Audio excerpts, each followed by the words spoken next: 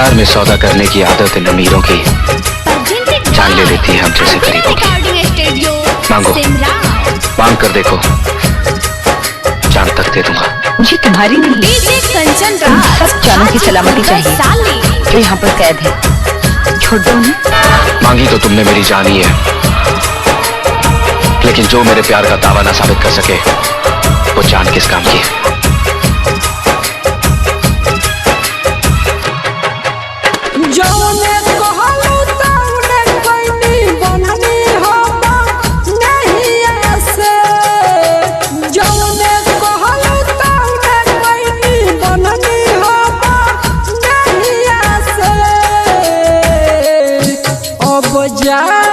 जाने जा ओ बजान हो, जान ले गइलू देहिया से हो।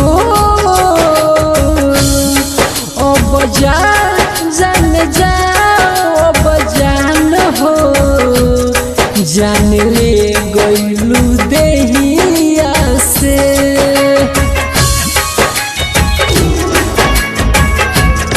वक्त भी तेरे और हथियार भी तेरा, ये ले खड़ा तेरा बाप। डीजे कंचन राज, हाजीपुर वैशाली। सुन रहे दुश्मन, हमें कमजोर समझने की गलती मत करना, क्योंकि हम वहाँ खड़े होते हैं जहाँ मर्डर पड़े।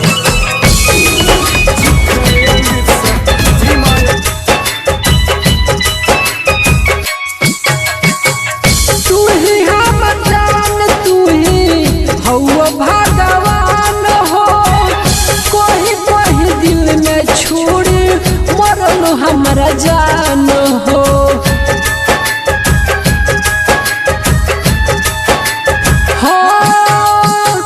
तू ही हमर जान, तू ही हवा भगवान हो। कोई कोई दिल में छोड़े मरल हमारा जान हो। धोखा के बात पड़त रहलू, बोलो ना जाना कहिया से। जा जाने जा ओ बजान हो, जान ले गइलू देहिया से हो।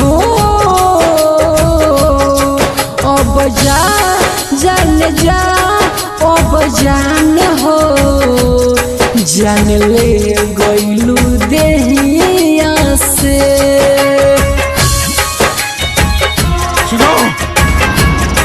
मुझसे किया वादा तुम तोड़ के जा रही हो, लेकिन एक और वादा किया था तुमने मेरी माँ से। DJ Kanchan Raj, Hajipur Vaishali. Presented by Albina recording studio, Simra. ये वादा निभाने के लिए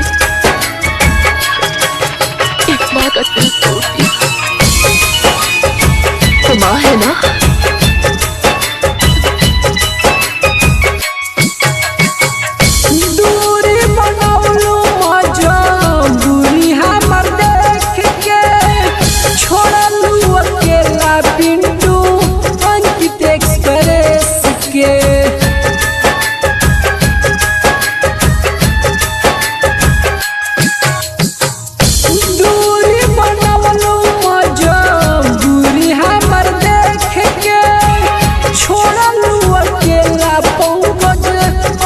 एक्सप्रेस के राइटर रबिया दिल में गलत देखलस तो के जहिया से। अब जा जाने जा ओ बजान हो, जान ले गइलू देहिया से हो। अब जा जाने जा ओ बजान हो, जान ले गइलू दे।